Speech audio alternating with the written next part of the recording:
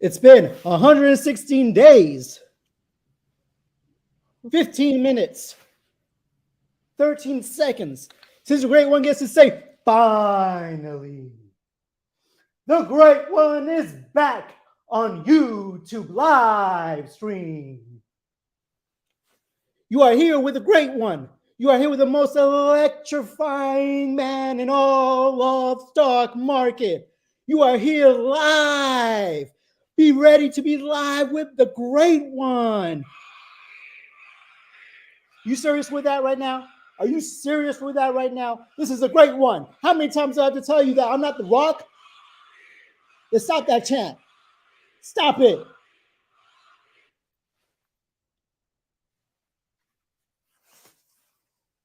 Good morning, good morning, good morning. So the great one is here, present with you,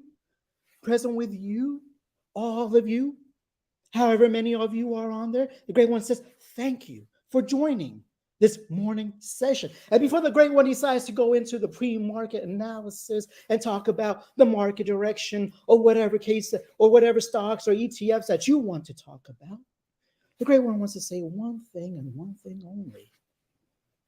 Stop buying out the money puts for the same expiration week. Stop it. Yesterday, SPY hit 408.44. And then about 10,000 volume came in that somebody purchased 400 puts. 400 puts on SPY at 408. What is wrong with you? I hope it's none of you. Oh, I hope it's none of you. Understanding that there's no way that we're going to go from 408 to 400 right away in the same day without any macro news coming out. No, pumpkin pie. No. Instead, what do? You wait. You wait to see how the reaction is at 408. So yesterday, let me just tell you a little quick story. Yesterday, the great one and one of his great one's friends, one of the technical analysis in our Discord channel. If you haven't checked out our Discord, please check it out. B Finger, the mighty great B Finger. So the great one and the B Finger, we're talking, spilling some beans, getting into some SPX puts. We got in a little bit early. And we're sitting there, we're talking to ourselves, amongst ourselves, and we said, hey, I don't think 4,100 is going to break. And he said, same thing.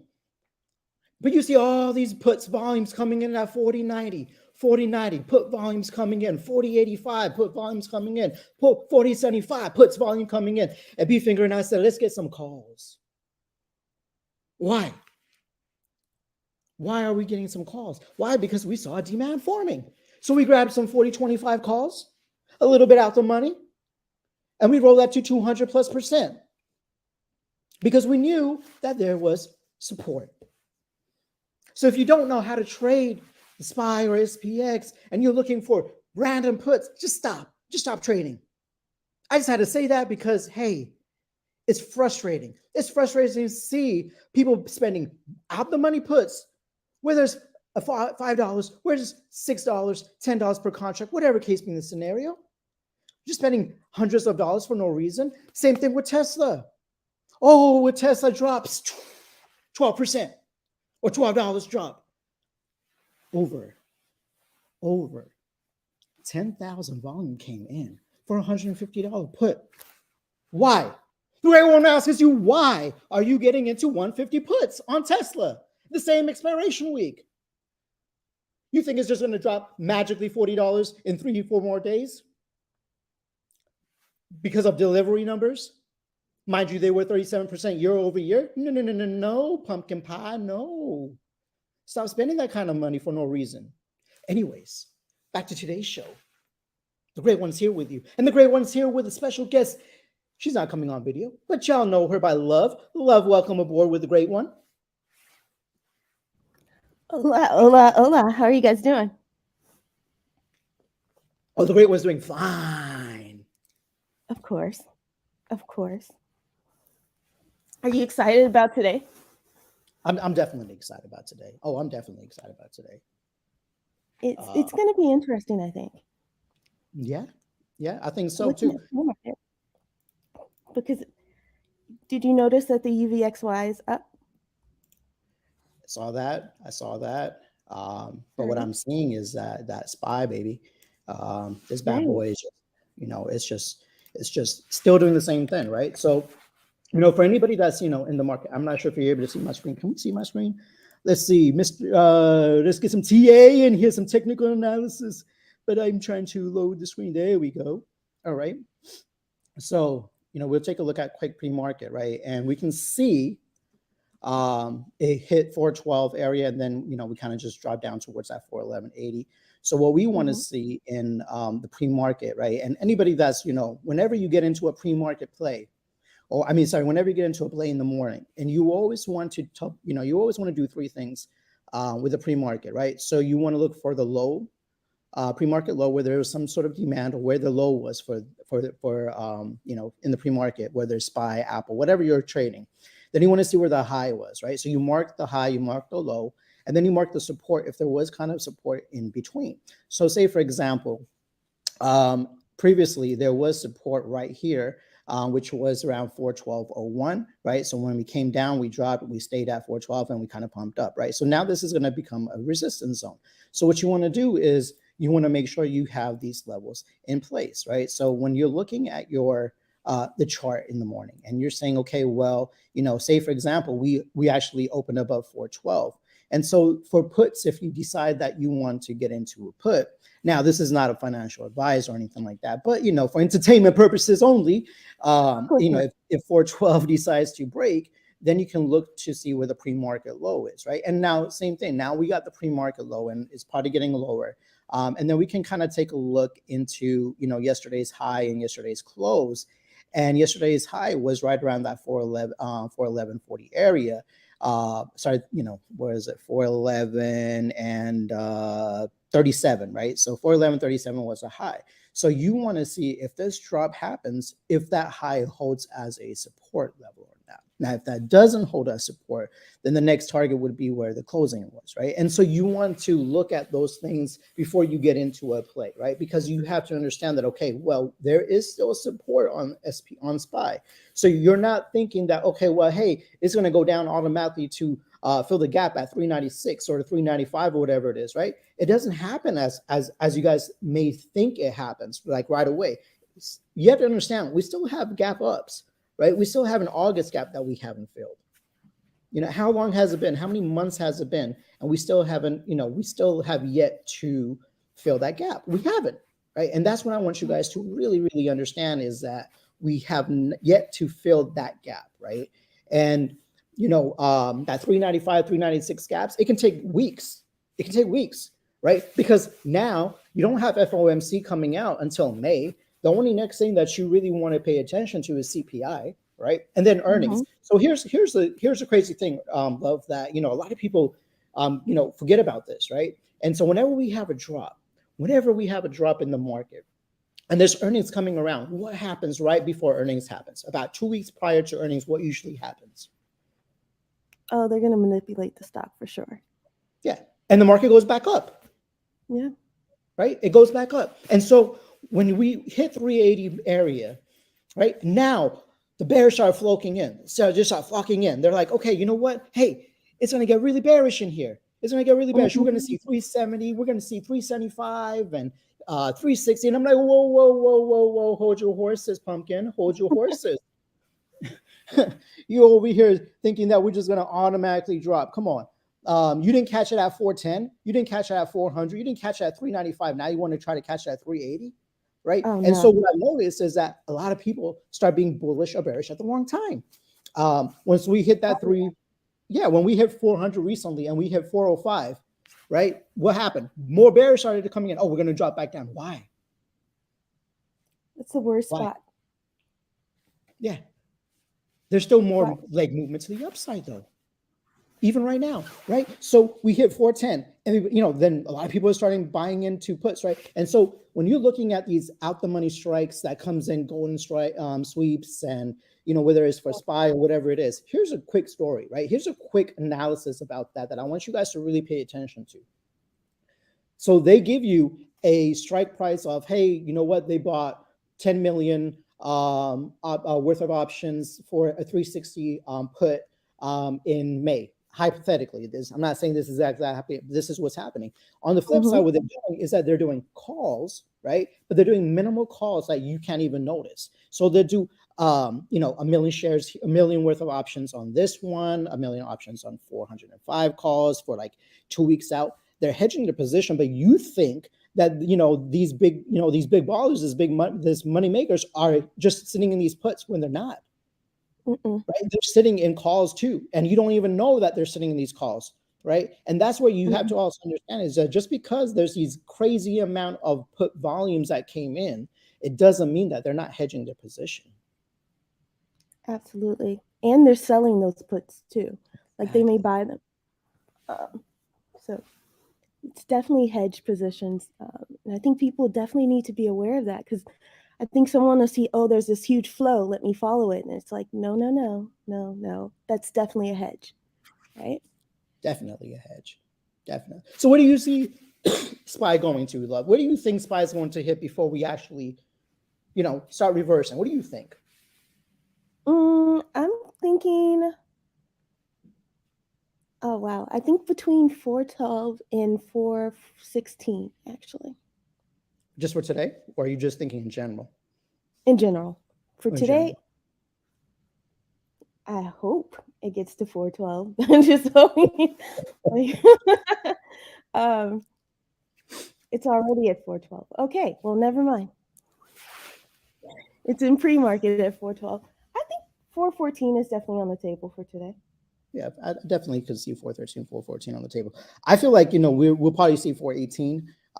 That's where a lot of the times where we've had in the past is where we kind of just sold off, right? So I want to see how 418 acts. I personally feel like there's still a room to fill the gap to the upside, the 421 gap, before we actually make a significant drop. I do think that we should have a consolidation, right? We should come back down to see 405, maybe even 400, 398 probably, and then bounce back up. That's what I would love to see, right? Just because that way it kind of confirms that we're still in that reversal stage. Now, here's the thing, because here's the crazy thing about some of our traders, right? And Beefinger was telling me this, and we're just laughing about it, right? Stock goes up $1. It's bull market. It's bull market. Stock goes down $1. It's bear market. It's bear market. It's bear market. Shut your mouth. Oh man. And that's what a lot of these people say, right? Like, SPY can literally today drop down to 407. Okay, we're back in the bear market. Really? Because we went $1 yesterday. Crazy, right? These are the same people buying puts at the bottom of a candle and calls at the top, right? They're like, yes, exactly. Yeah. Exactly. Like I was saying, 408, 44 huge people are buying $400 puts. Not even 405 puts, 400 puts. Like come on, people. Come on. I hope they watched the beginning of live. Like, I hope they paid attention to the very beginning of your live for sure. Like, please stop buying OTM weeklies. Stop. Please. Yeah. So what are AMC? What are your thoughts? AMC? I love talking about AMC. I don't do AMC. AMC, please. The great one doesn't care about that. It's too tiny. It's not even on your radar. It's too petty. Well, isn't it like last time I saw there was AMC had was the last night or something 20%. It was down 20%, right? After hours. 20%. Yeah, and then Ape was up a little bit. Yeah. Now you know what? I used to like playing AMC as a like a scout position, right? We've had it on the watch list a few times, but that was when it was like $8, $9, right? Before Ape came out, And then when they started doing this whole Ape thing and all that, it's just going down. Like, there's times where it'll spike up and like, all right, to the moon, and right back down. Like, like all this meme stocks right now, right now the biggest meme right now is AI, right? So let's see how AI goes. People are sleeping on AI. Yeah. SQQ calls. All right, so let's talk about that, right? SQQ calls. Here's the thing. Right now, QQQ is strong, right? You can see, it being strong. I would love for it to test 331 area first to see if that is going to be a reversal change or not. Why? Because 331 is basically the 50% fib level from the high to the low, right? So that can signify a reversal, right? Because technically we are still the QQQ is still technically in the bear market stage, right? We haven't really gotten out of the bear market yet for in tech, and tech has been like the beaten, like QQQ has been beaten up the most, right? Way more than SPY got hit. And you got to understand that it went from 400s all the way down into the 200s, and now it's it's just right around 320.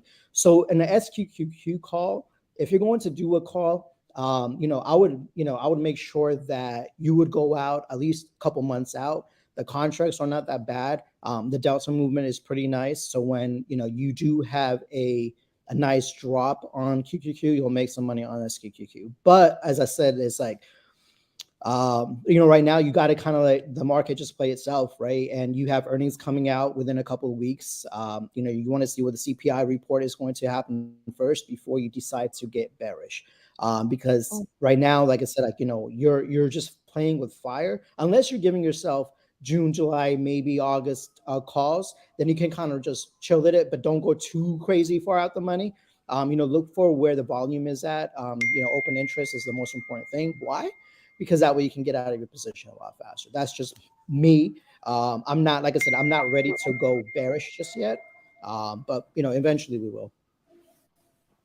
I always buy high volume high OI out the money far out, just because you don't want to get stuck in those positions. You got to have a lot of liquidity on that particular option. Yeah. So if nobody's buying or selling it, you don't want it. You don't want it. Just like you don't want your money, give it to Papa. Give it to the great one. Give it to Love. Love, right. When I asked you can buy pizza, right? Yeah. Love, when I asked you a question, right, earlier, if it was Matt, and I'm just going to be on, and Matt, I love you, but this is just for you, right? So when the great one asked Love a question, and if the great one would have asked Matt a question, the great one would have been like, it doesn't matter what you think. But unfortunately, the great one can't do that to Love, but he definitely would have done it to Matt. So Matt, you're lucky. Better believe it.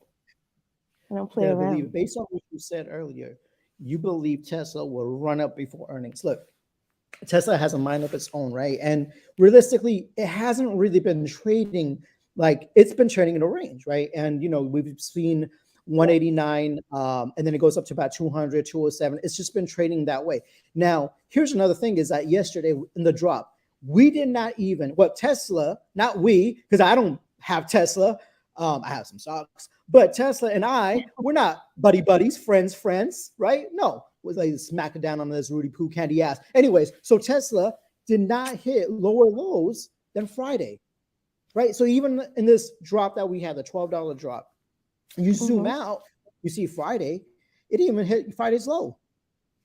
It didn't hit Thursday's low, right? And so people are getting bearish at the wrong time, right? And I know Love decided to get into some calls for next week. Of course, I wanted to get into some calls. April 21st for Tesla. 21st, sorry, April 21st. Yeah, of course. Why? And that's a strategy to it, not because she might be bullish. Here's the thing, right? So when you get into a call or a put position, like in this week or early next week, and you have it for right after earnings, right? Here's a concept. But you're not going too crazy far out because you're not going to make really money. But now the day of earnings, right? Or the day of earnings, the IVs are going to increase, right? So your value of your position, no matter how close, like if you are close within, $5-10 within where Tesla is, regardless of how down you are, you're going to actually, your value is going to increase. And that's a good time to sell. It's not a good time to hold it through because Tesla on earnings, it really doesn't do much sometimes. Sometimes it just shows it, sometimes it goes down, even with great earnings, bad earnings, it goes up. So you can never really play. I would never suggest playing earning plays. That's just the way I trade. I would always do a like a cousin stock. Yeah, and I'll sell before the earnings, or I'll play a cousin, one of the cousin ones, like not really cousins, like Netflix, Disney, right? Stuff like that, because you could tell that if Netflix moves, Disney's going to move, right, based off of subscriptions and all blah blah blah blah blah blah blah. So yeah, that's just the way I do it. Of course, Love has the best voice. The great one doesn't care about your questions and concerns, Mr. Red or Green Bank. The great one knows who you are. Oh, the great one knows who you are. The great one act like he doesn't play or didn't used to play Tesla all the time when we first started.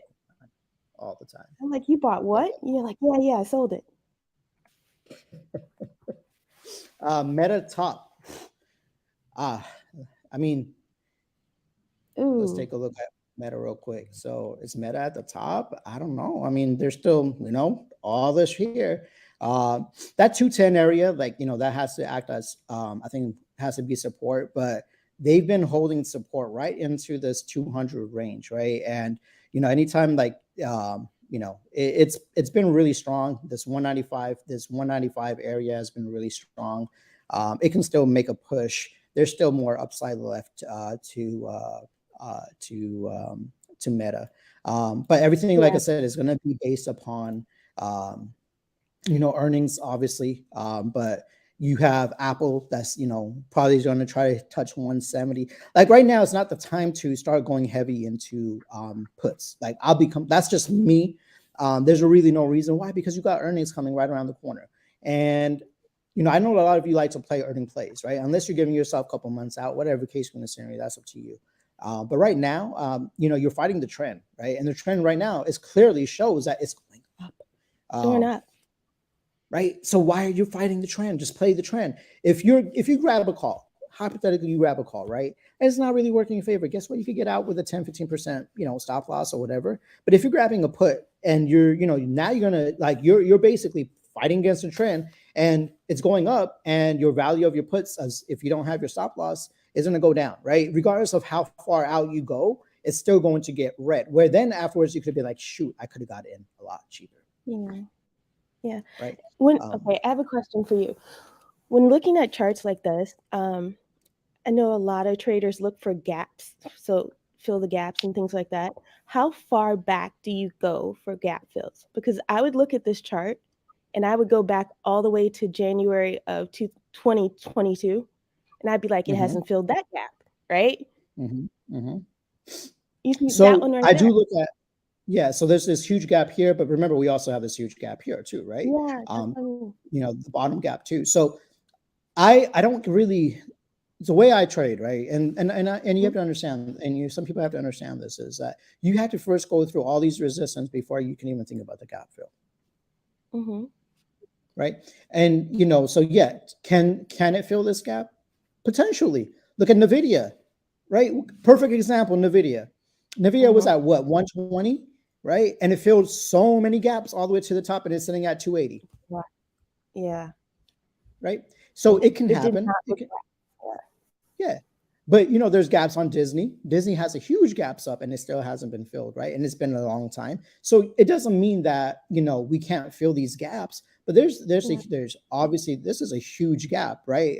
But you also have to understand, we also have this gap down here, right? So what you want to start looking at is, don't pay attention too much to these gaps until it gets around that area, right? So right now you have to look at this top right here. Then you can look at this top right here. There's still a gap here. Then you can look at this top. And once it starts coming towards here, then you can think about this gap, right? And then knowing that, okay, hey, this can still get resisted over here. And then if this breaks through, then we can potentially finally fill this gap, right? That's how you want to look at it. Now, on the opposite side is the same concept, right? So if this is coming down and we fail this level right here, which is at 196, it can come down and, and fill this gap right here at the 180s. If that fails, the 174 fails, and then the 168 fails, then you can look at this area right here for this gap fill, right? And so understanding those things, don't look automatically say, hey, is going to fill the, yes, you could see those gaps, right? But there's so much more, resistance or support levels that it has to go through, whether it's the gap to the upside or the gap to the downside. So just like with SPY, right? We're looking in, because of where SPY is at, we first have to hit 418. We have to hold 418 to even think about that 421 gap that it has. And then there's a small little 50-cent gap sitting in the 425, 426 range, right? Same concept. And so we don't want to think about that yet until it gets closer to, towards that price. Now with Tesla, for example, love, when we had that major drop and we were, we dropped below 200, that's when we were like, okay, you know what? Hey, this could actually fill this gap, right? And we talked about that way before it even hit the fill gap, right? And then all of a sudden, all these gurus out there on Twitter and Finwit and YouTube and all that were like, hey, watch, 2 days prior, hey, watch, Tesla's gonna fill this gap, when we talked about it months ago. It's like, yeah, you're late, bro. You're late. You're Sorry. late. You're late.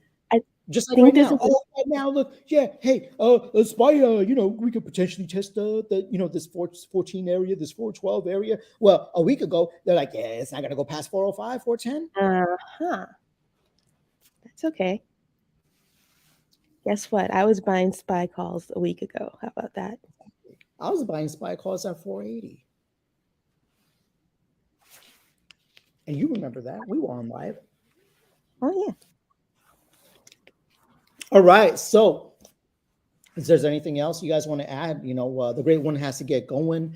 He has to take off his $1 million sunglasses, his $500 hat, and go on to the Discord and do the same thing over and over and over and over and over and over. In other words, he's got money to make, people. I'm sorry. Absolutely. Absolutely. Well, love, it was a pleasure. It was a pleasure being with you today. It was a pleasure talking to you like usual. And the fans out there, the millions and millions of the Great One fans chanting the great. Never mind. I'm not going to say it because they're going to start chanting The Rock's name. And I don't want to hear them chant The Rock's name over and over again. It gets annoying to me. So I'm not going to say that. Be tired. Yeah, it's just. I'm just glad I got to witness, it's a lot of paparazzi I had to fight through, but it was worth it to witness the greatness in person. You guys, I can't even, I can't put words to it. The Great One's going to come on a show with the Love one time. The Love, when you go back on your Love corner or the Love show, the Great One will make an appearance. Not Romeo, the Great One. It's two different personalities. Oh my goodness. I don't know if my show can handle all that. I really don't. We're going to have to book 2 shows back to back, because how are you going to fit all that greatness in one show? We got 2 great ones. It's going to be you and the Great One. 2 great ones on one show. Cannot handle it. If you guys are on the platform, then maybe you could get some of the greatness every day. But it's incredible. I'm just saying, you're missing out. Thank you for joining. Now we're just gonna go brag about it. Yeah, we gotta get live. No, I'm done.